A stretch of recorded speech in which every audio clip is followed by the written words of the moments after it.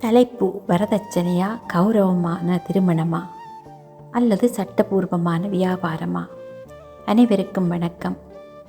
நான் உங்கள் நிலா. இன்று நாம் ஒரு புனிதமான பந்தத்தை பற்றி பேசப் போகிறோம். அதுதான் திருமணம்.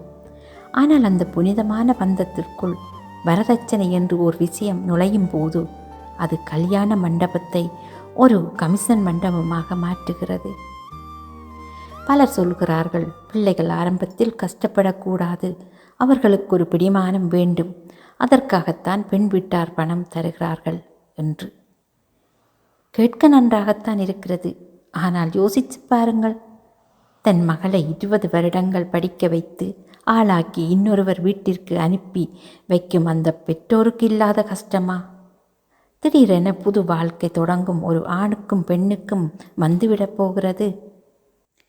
என் மனைவியையும் பிறக்கப் போகும் என் குழந்தையையும் காப்பாற்ற எனக்கு துணிவு, உழைப்பு இருக்கிறது என்று ஒரு ஆண் நினைப்பதுதான் உண்மையான ஆண்மை.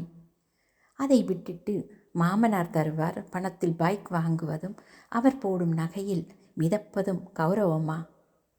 என் மகளின் திருமணத்திற்காக ஒரு தந்தை தன் வாழ்நாள் சேமிப்பை இழக்கிறார் அல்லது கடன் வாங்கி வட்டி கட்டுகிறார். ஒரு தந்தையின் கண்ணீரில் இரத்தத்திலும் உங்கள் சொகுசு வாழ்க்கை தேவையா? பெண்களை வெறும் பொருளாக பார்க்கும் நிலைமை மாற வேண்டும். ஒரு பெண் படிப்பு முடித்து வேலைக்கு சென்றாலும் அவள் கொண்டு வரும் பணத்தை வைத்துத்தான் அவளுடைய மதிப்பு தீர்மானிக்கப்படுகிறது என்பது எவ்வளவு பெரிய அவமானம்!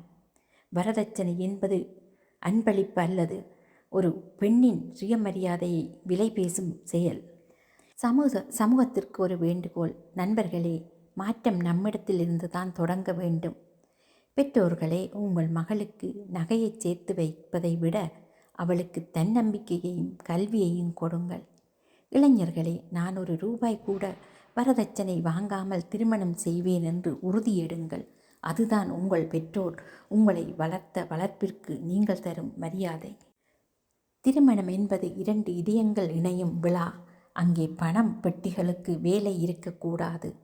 பெண் வீட்டார் என்ன தருவார்கள் என்று கேட்பதை நிறுத்திவிட்டு உங்கள் மகளை நான் நன்றாக பார்த்து கொள்வேன் என்ற உறுதியை மாப்பிள்ளையின் வீட்டார் கொடுக்க தொடங்குங்கள்.